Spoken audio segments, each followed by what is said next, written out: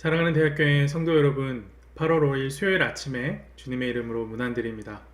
오늘도 우리에게 늘 신실하게 인도하시는 하나님의 은혜가 여러분과 함께 하기를 소망합니다. 오늘 함께 보실 하나님의 말씀은 이사야 19장 16절에서 25절까지 말씀입니다. 그날의 애굽이 분야와 같을 것이라.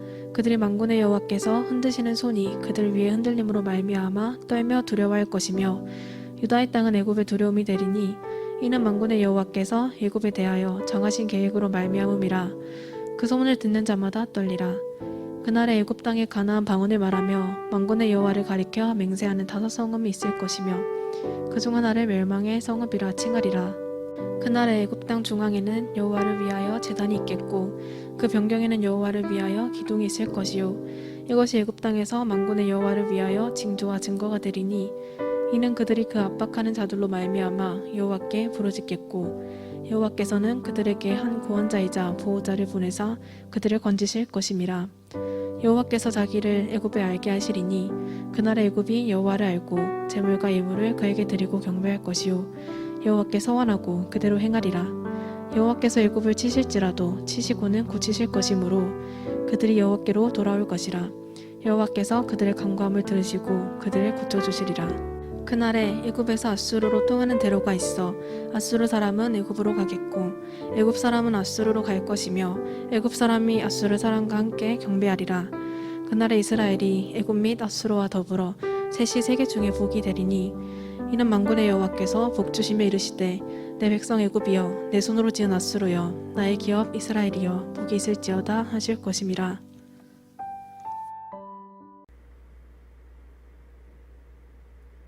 오늘 본문은 심판 이후 애굽이 경험하게 될 그날에 대해 이야기하고 있습니다. 애굽뿐만 아니라 아수르를 비롯한 모든 열방이 그 날을 경험하게 될 것입니다.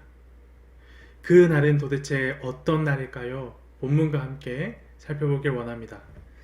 16절, 17절 말씀에 그날에 대한 첫 번째 설명이 등장합니다. 이 16절, 17절에 의하면 그날은 유다가 애굽의 두려움이 되는 그날입니다. 왜 애굽이 두려워하는가 보았더니 하나님께서 애굽에 대한 심판 계획을 세우셨기 때문입니다. 계속해서 18절 말씀에 그날에 대한 두 번째 설명이 등장합니다. 18절에 의하면 그날은 애굽 땅의 가나안 방언을 하고 여호와께 충성을 맹세하는 성읍들이 생겨나는 날입니다. 심판의 소식 앞에 여호와께로 돌이킨 애굽 사람들이 생겨나기 시작한 것이죠. 이후 19절에서 22절 말씀을 보면 그날에 대한 세 번째 설명이 등장합니다. 이 19절에서 22절 말씀에 의하면 그날은 애굽 땅 중앙에 여호와를 위한 제단이 생기고 여호와를 위한 기둥이 생기는 날입니다. 애굽 전체가 하나님께 돌아온 것을 보여주는 것입니다. 이후 23절 말씀에 그날에 대한 네 번째 설명이 등장합니다. 23절 말씀에 의하면 그날은 애굽에서 아수르로 가는 대로가 생기고 아수르와 애굽이 수시로 왕래하며 무언가를 하는 것을 볼 수 있습니다. 근데 그게 무엇인고 보니 하나님을 예배하는 것이었습니다.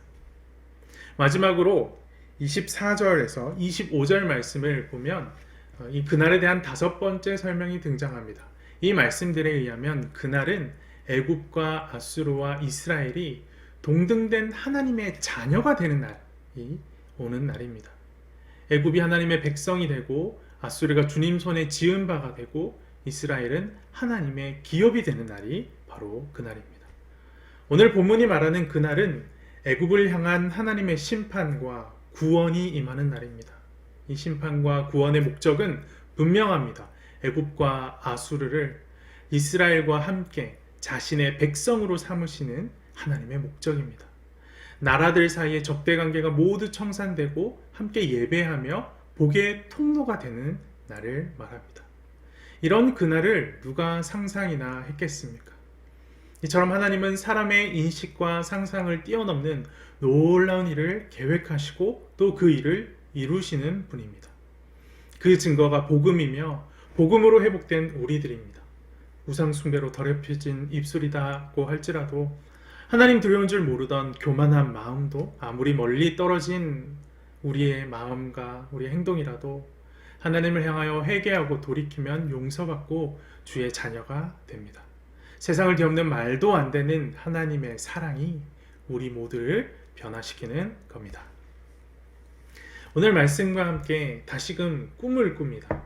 대학교회가 거한 이 땅, 중앙대학교 캠퍼스가 주께로 돌아오는 꿈입니다.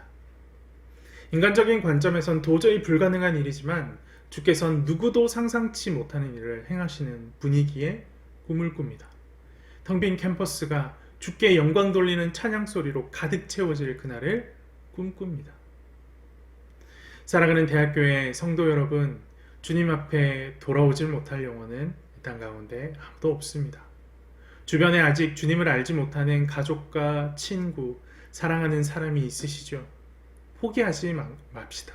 포기하지 않고 끝까지 기도합시다. 주변 사람들이 안 된다고 하고 포기하라고 해도 끝까지 기도합시다.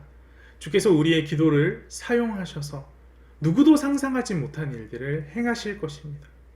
오늘 주어진 말씀 기억하여 포기하지 않고 끝까지 기도함으로 반전을 경험하는 대학교의 성도들이 되기를 간절히 소망합니다. 기도 제목을 나누고 함께 기도하기를 원합니다. 우리 주변에 예수님이 필요한 사람들이 많이 있습니다. 오늘은 그 사람들을 위해서 함께 기도했으면 좋겠습니다. 우리가 사랑하는 사람들, 가족, 친척, 친구, 직장 동료들을 위해서 기도합시다. 가까운 사람일수록 복음 전하기가 더 쉽지 않지요. 하지만 주께서는 불가능이 없으신 분입니다. 주께서 이루시는 반전을 기대하며 포기하지 말고 기도합시다. 구원의 은혜를 하나님께서 허락해 주실 것을 간절히 기도합시다. 더불어 우리에게 맡겨진 터전, 중앙대 캠퍼스를 위해서 함께 기도합시다. 절대로 하나님을 인정하지 않을 것만 같은 이 캠퍼스도 분명 주님께 돌아올 수 있습니다. 그 일을 위해서 오늘 우리를 이곳에 남기신 것 아니겠습니까? 중앙대가 하나님을 인정하는 그날을 소망하며 속히 주님께로 돌아오길 함께 기도합시다. 마지막으로 코로나19 사태와 폭우로 인한 피해가 더 이상 생겨나지 않도록 기도합시다. 많은 사람들이 아파하고 있고 신음하고 있습니다. 속히 이들의 아픔이 싸매어지고 새 살이 돋아날 수 있도록 주님께서 일하여 달라고 함께 기도합시다. 기도합니다. 사랑과 자비가 충만하신 하나님 아버지, 지금도 온 세상의 모든 인생들이 돌아오길 기다리시는 하나님의 놀라운 사랑에 감사를 드립니다. 주의 사랑으로 오늘 우리가 구원을 받았고 그 사랑 때문에 아직 주께로 돌아오지 않은 우리의 가족들에게도 또 우리의 친구들에게도 우리의 모든 사랑하는 사람에게도 여전히 소망이 있는 줄로 믿습니다.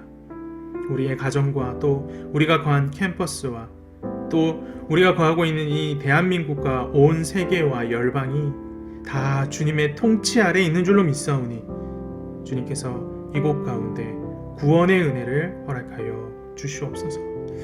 코로나19 사태와 폭우로 인해서 많은 사람들이 신음하고 또 아파하고 있습니다. 주님 이들을 긍휼히 여기셔서 속한 회복을 허락하여 주시옵소서.